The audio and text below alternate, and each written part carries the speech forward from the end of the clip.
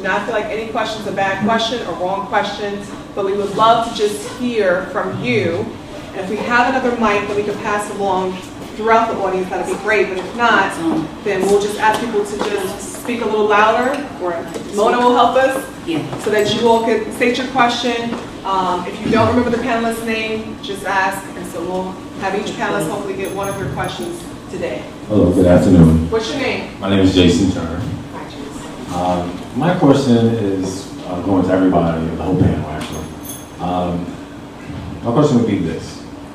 Why do industries feel that it's important to label a specific person or someone going through something that might not go with what everybody else is going through? Give me an example.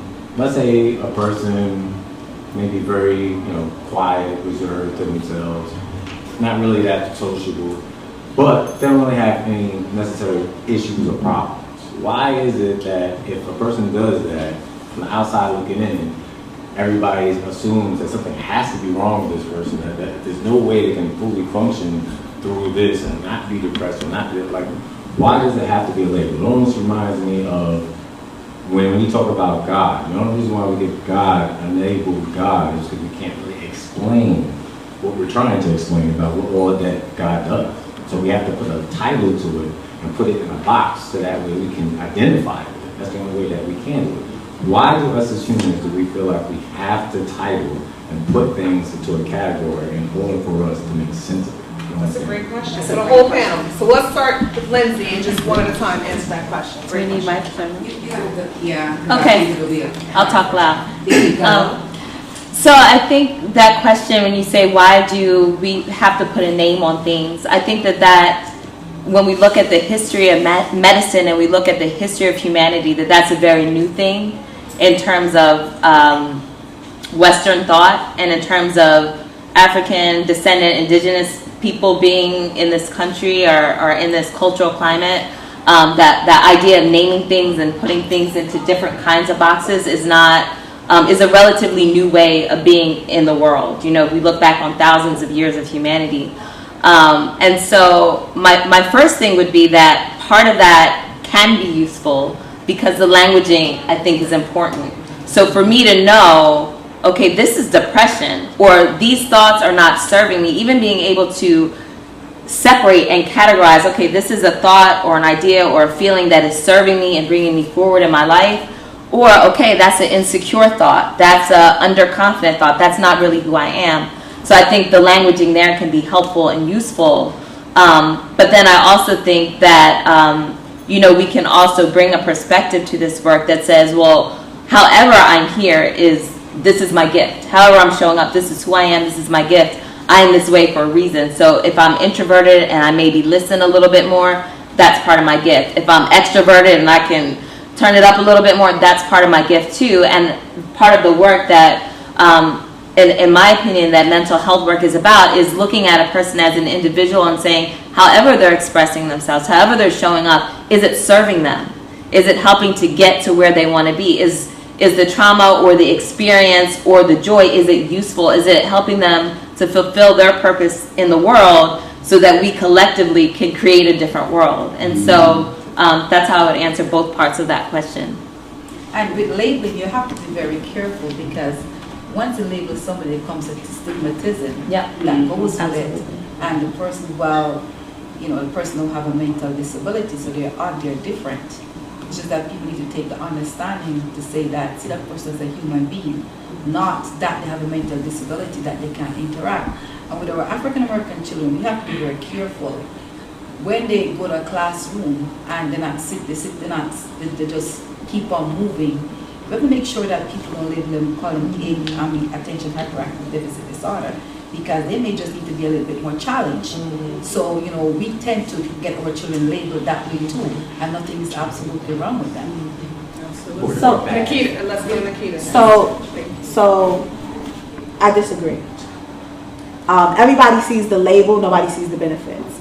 So when, since you brought up ADHD, I have a patient in my office right now who I've had an extensive conversation with her mother about the possibility of her having ADD. Now, white people pay for an ADD diagnosis, and let me tell you why they pay for it. They can take a perfectly healthy child, take him to a psychotherapist and says, he can't focus, he needs ADD. He has ADD, and the doctor will write a script for him for medication. You know why? Because that medication helps him focus better. He gets an individualized IEP plan, and with that IEP plan, that means he gets longer to take his SATs. He gets longer to take his ACTs.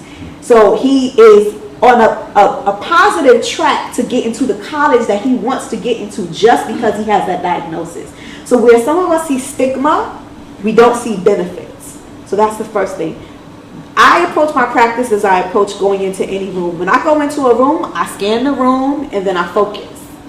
So what a diagnosis is me scanning the room of what the possibility, the problem may be, and then me focusing in on this person and finding out whether this person has this, that, or look at the totality of their experience and see if that goes in with the diagnosis. And I get paid from insurance companies. And the insurance company ain't going to pay me if I don't label it, if I don't say this is what it is and that is what it is. So labeling can be helpful in order to treat. I can't treat what I don't know what is.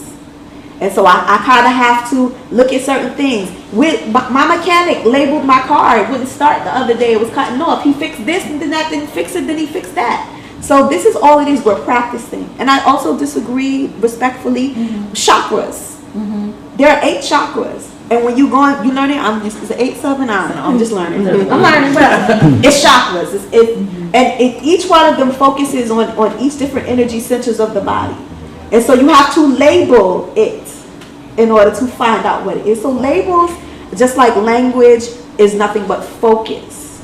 And we have to start thinking about how we look at things. When I thought I had depression, I had dysthymia. Dysthymia is like depression, but it's not the same. I was okay with having a label because I knew what it was. It wasn't that I was lazy. It wasn't that I was sick. It wasn't that I didn't have motivation. It wasn't that. It was something really, truly wrong with me. So don't you think that mentally, once you get a diagnosis from somebody who's supposed to be an expert, right? Now, honestly, a doctor can easily make a mistake or misdiagnose. Absolutely. And it could be, like you said, something like depression. It's very similar. You understand? But I understand what you're saying. Let me just intercede because we're going to have time just for 2 more questions before we wrap up. And I do understand what you're saying, and what the 3 of you have answered thus far is this. Each practitioner, if a person makes it into a practitioner's office, That's a good thing.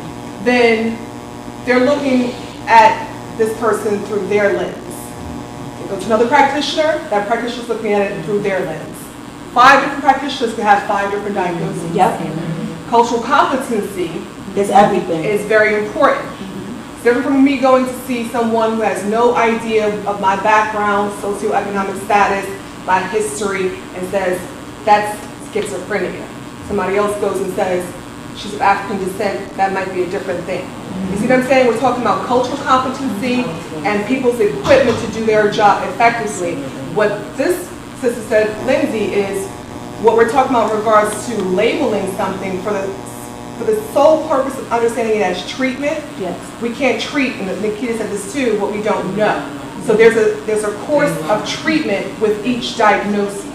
But when we're talking about the average person isolating a day or 2, or they don't want to socialize or what have you, that's not technically abnormal. Right. Okay? What we're speaking to is, when does a behavior or a cluster of behaviors impact that person's ability to communicate, go to work, school, eat, bathe, dress themselves, become employable? Do you understand the difference?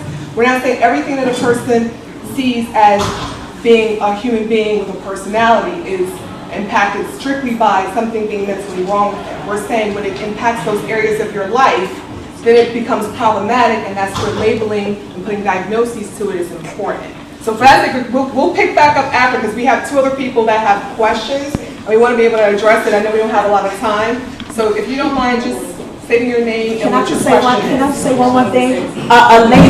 The label does not mean you have to stick. It's not a stigma. A label is not a stigma, and we have to remove we got to get out of that mindset. It's not a stigma. What's your name, brother? My name is Dominic. I'm from Bronx Community College. Hi, Dominic. What's your question?